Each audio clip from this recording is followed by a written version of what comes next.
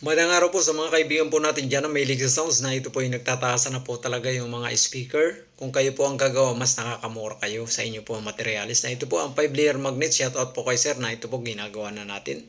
At sa mga kaibigan po natin dyan, mga taga Iloilo, ito po taga Iloilo may-ari. 5-layer magnet po tayo ngayon na D15. Ang magnet po niya pang 18. At sa mga kaibigan po natin dyan na may legal sounds na ito lamang po yung 5-layer magnet namin. PM lang po kayo kung gusto po nyo umorder ng 4 mags. Yan po. Ito po ay 5-layer magnet. Pwede din po kayo mag-order ng 5-layer magnet. At sa gusto lang po hindi natin po yan pinipilit at pinagpipilitan. Kasi po, ganito lang po yung paggawa natin. Ganyan lamang po. At yung mga gusto po dyan, na tutok lang po kayo, panood po kayo. At kung bago pa lang po kayo sa channel na International Master Speaker Inventor TV, subscribe po agad. Ito po yung gagamitin nating epoxy. At sa mga gusto pong matuto, ganito lang po ang paggawa. Simple-simple lang po yung paggawa natin ito ng 5-layer magnet.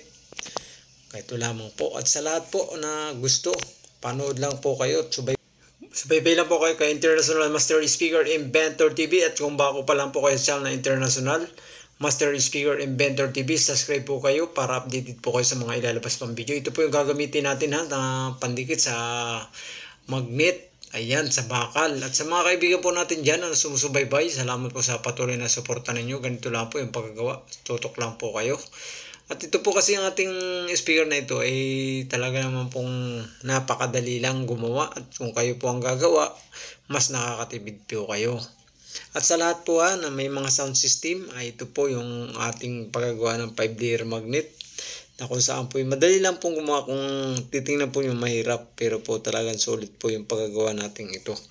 Ito po yung 5-layer magnet natin na kung saan ay talaga namang ganyan po. Isusukat po nyo yung washer, yung palalapatan nyo ng epoxy para po sakto pag kayo nagkabit. Ito na po. Tutok lang po kayo. Ganito lang po, napakasimple lang po yung paggagawa. Yung tiyok pong ganyan. Dapat po may allowance na dus sa taas para pag nilapat mo po yung bakal, sakto siya. Ayan, at sa mga kaibigan pa po natin dyan na sumusubaybay na ito na po. Ito lang po yung paggagawa na kung saan po ay napakasimple. At sa gusto po na nagtatanong ng speaker na magkano ang 5-layer magnet saka 4 magnet, pwede po kayo mag-text sa akin para po masagot ko kayo. At sa mga kababayan po natin dyan, talaga naman pong sulit po. Ayan po yung ating 5-layer magnet. Epoxyan na natin. Para po ngayon, pag po, paid na paid, para po pag tumigas po yung washer at saka yung bakal, hindi po siya angat. Para po matibay. Ayan po. At sa lahat po na gusto lamang umorder, PM lang po kayo. Talaga naman pong subok na yung aming aparato, Master The Big One, 2000 base. At sa lahat po na patuloy na sumusubaybay na ito na po yung paglalagay natin ng epoxy. Dapat po ay palibot, lagyan na epoxy para po paglapat, lapat na lapat. Ayan po. Konting-konting hagod lang po yung paglalagay natin na kung saan po ay madali lang yung ating ngayong paggawa po ito. Shoutout po dyan sa mga kaibigan po natin dyan, Luzon, Visayas, Mindanao, sa mga taga Iloilo, Cotabato, ayan, Cebu. Kailangan po ninyo, pag kayo nagagawa, kailangan nyo kahit ano pong bagay para po hindi higupin yung magnet na palapit sa bakal. Pag napalapit na po sa bakal, mahirap nang tanggalin. Ayan.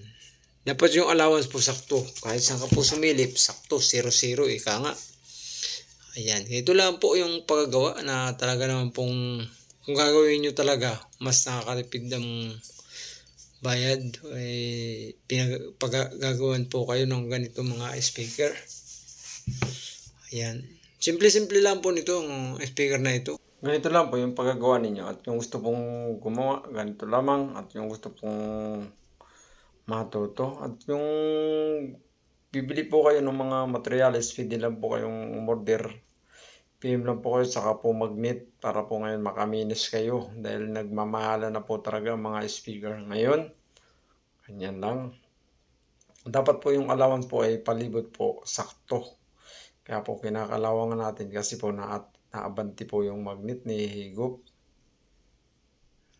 Ayan po. Tisilipin po ninyo ating kabila, palibot, kung sakto na ba po siya o pantay-pantay po yung allowance ng panggitna. Dapat po ay pare-parehas sila sa butas yung lapad na allowance po. Ayan. Ito lang po yung mga kaibigan po natin dyan. Tutok lang po kayo. Subscribe po agad kayo para ngayon kung sa cellphone nyo nadaan to. Para naman po kayo hindi mahuli sa mga ilalabas pa namin. Meron po tayong aparato dito ng Master the Big One. 4,000 base at 2,000 base. Talaga naman pong grabe. Sa mga kaibigan po natin dyan, talaga naman po ang problema nila ay base. At ito po, kung kayo ang gagawa talaga, mas nakakatipid at nakakamura kayo. Ito lang po, silip-silip lang po, kakalangan natin para po pantay-pantay. Kailangan po silip na yan para po 0-0. Yan, gawa na po natin. Ganito lang po at sa gusto lang po, PM lang po kayo. Gumawa ng maraming magnet, pwede po kayo mag-order ng magnet. At sa lahat po ng mga kababayan natin, talaga naman po nagmamahala ng mga speaker na tuloy-tuloy ang pagtaas. Ito po ang 5-layer magnet natin. Ayan. Tingnan po natin ngayon po. Ayusin natin yung dikit na epoxy. Para po yan, hindi po ngayon